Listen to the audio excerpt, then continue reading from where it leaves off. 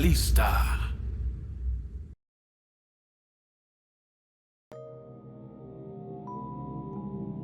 Creímos que sería sencillo. Toma unos cromosomas, córtalos, ponlos ahí y oye, el ser humano perfecto. Todavía no estoy seguro de qué salió mal. Quizás un error de cálculo o un mal procedimiento o tal vez algo más allá de nuestro control. ¿Quién sabe? Nosotros, algunos de mis colegas psiquiatras y yo, estábamos intrigados por la emoción humana. Ira, desesperación, euforia. ¿Era posible encerrar la mente en una emoción? ¿Encerrarlo en un estado eufórico para que ninguna tristeza o ira nublara su pensamiento? Pues teóricamente sí. No voy a describir los procedimientos del experimento porque no quisiera repetir aquella horrible experiencia. Solo recordarlo me provoca ataques de pánico. En fin. Éramos ambiciosos, jóvenes, nada podía detenernos y nadie podía decirnos que estábamos equivocados. Todo lo que puedo decir es que de alguna manera obtuvimos algunas células madre, luego las nutrimos hasta convertirlas en fetos y manipulamos ligeramente la genética. El experimento se llamó el Proyecto Hombre Ángel. Y el objetivo era crear un ser que solo sintiera felicidad. Pero algo salió mal, terriblemente mal. La mitad de los sujetos de prueba murieron inesperadamente, sin previo aviso y sin causa aparente. La mitad restante nacieron en su mayoría horriblemente distorsionados, pero solo 3 nacieron bien. Perfecto, pensamos.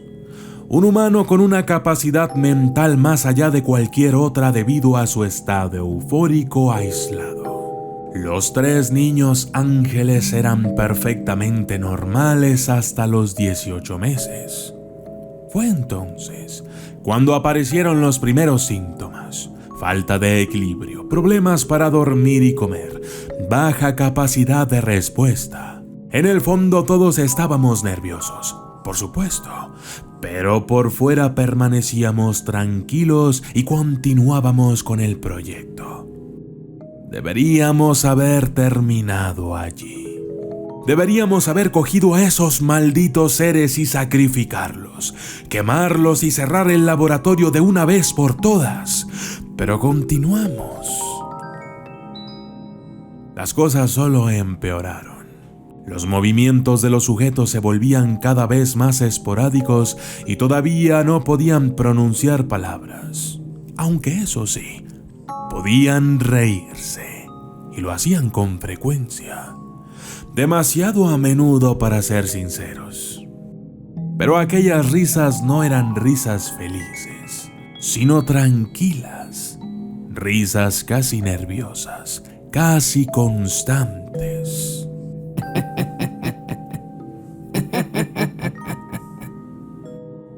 En los experimentos no importa cuánto dolor se le causara a los sujetos, simplemente te miraban fijamente y se reían, como si se estuviesen burlando de ti, llamando inútiles a tus estúpidos intentos por dañarlos. Esperábamos que en algunas materias tuvieran capacidades extra de aprendizaje, pero ocurrió todo lo contrario.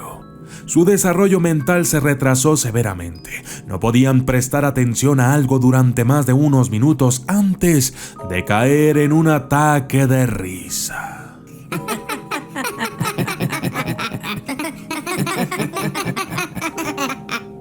Pero continuamos.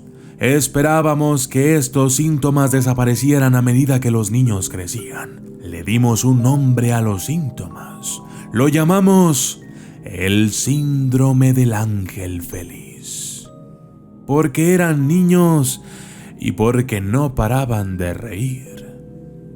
A los 5 años del proyecto nos dimos cuenta de que no había esperanza. Ya no soportábamos la risa incesante de estos niños, como si supieran algo que nosotros no, como si algún tipo de broma pasara entre ellos. Mirar a un niño o verlo moverse esporádicamente y reírse excesivamente era algo inquietante. 2 de mis colegas abandonaron el proyecto porque no pudieron soportarlo. Los niños no habían hablado en 5 años, solo reían. Luego, se nos ocurrió la estúpida idea de darles comida que estuviera llena de toxinas que silenciosamente y sin dolor fueran matando a los sujetos de prueba. Para nosotros era algo difícil, pero había que hacerlo. Cuando un colega mío colocó una bandeja de comida frente a uno de los niños, la risa se detuvo. El chico miró a mi amigo muy serio y sin reírse. Continuó mirándolo fijamente y no se movieron por un rato. Era como si estuvieran en shock. Quienes estábamos en ese momento nos pusimos con bolígrafo y papel, listos para tomar notas. De repente, mi colega cayó de rodillas, se agarró la cabeza y gritó furiosamente.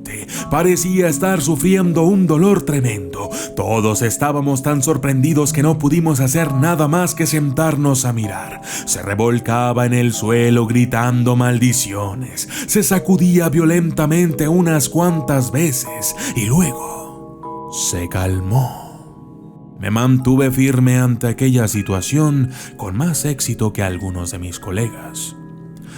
Algo de esto no era normal. Una oscura presencia parecía sobresalir entre nosotros.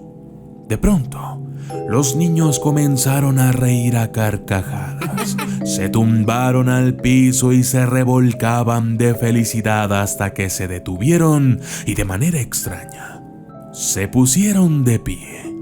Se tomaron de las manos y las luces se apagaron.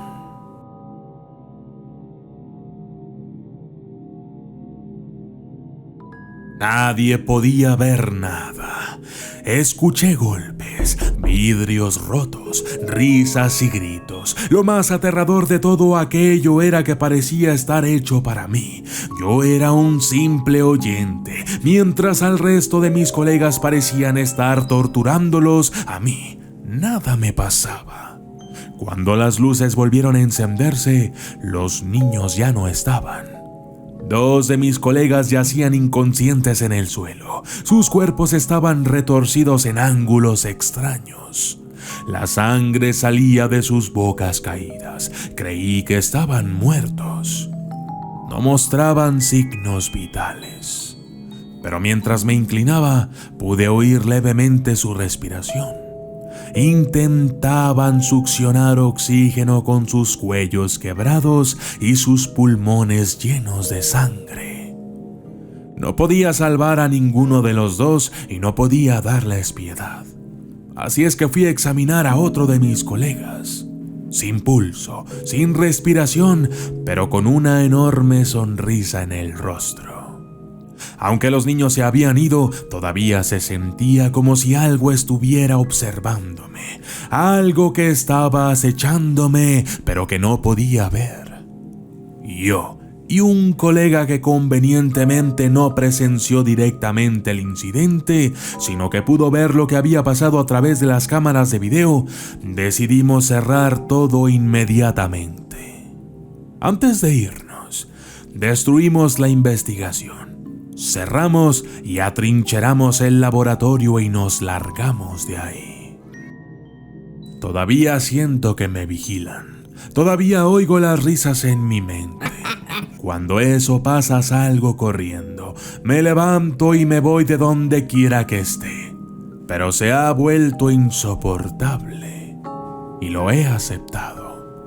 Eso es lo que obtengo por intentar alterar la naturaleza. He regresado al sitio y dejo esta carta como advertencia. Sé que vienen por ti también. Vienen por todos nosotros. Así es que, si alguna vez oyes susurros, risas en el borde de tu oído, corre. Si alguna vez sientes que hay algo contigo pero no puedes mirarlo, corre. Además, te advierto esto. 1. No alteres lo que no es tuyo. 2. Incluso los ángeles pueden ser demonios disfrazados. Y 3. No trates de buscarme. Quizás ya esté muerto. La carta fue encontrada en un laboratorio que hasta ahora permanecía secreto. Fue descubierto en lo profundo de un bosque en Rusia. Sus instalaciones consistían básicamente en una sala de observación y una sala de contención. Las autoridades determinaron que en el lugar hubo un terrible incendio y que además la puerta de la sala de contención había sido violada desde dentro. Se informa también del hallazgo de 2 esqueletos humanos aún sin identificar y que al parecer presentaron traumatismos severos al momento de su muerte. La naturaleza exacta de este laboratorio aún no ha sido descubierta. Yo soy el documentalista.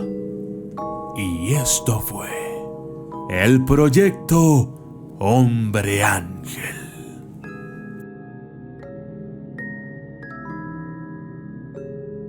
Saludos especiales para Daniel Brindis, Mundo Teoría, Bycrop, M1, Edgar, Anthony López, Joel 43, Alex Quintana, John Zoom, Esma 24, Jimena Hernández, Fabricio Juárez, Luis Acevedo, Fobos, Alan Fernando Sánchez Vázquez, Nico Pool, Cristina Olimpia Valenciano Martínez, Héctor Trejo Chávez, Daniel Fermín, Luis Fernández, Jesús Nieves Rejas, Raptor 004 Vázquez, Jesús Luna, La Mano Tatuada, Luis Francisco Ledesma Mendoza, Maricruz Carver, Eduardo Pulí, Juan Carlos Campos Arcumedo, David Díaz, Adán González, Juan C. Cam A, Oscar Sánchez, Areli J, C14 Hobbit 7, 1666, Oscar Sánchez, Emanuel Berlén y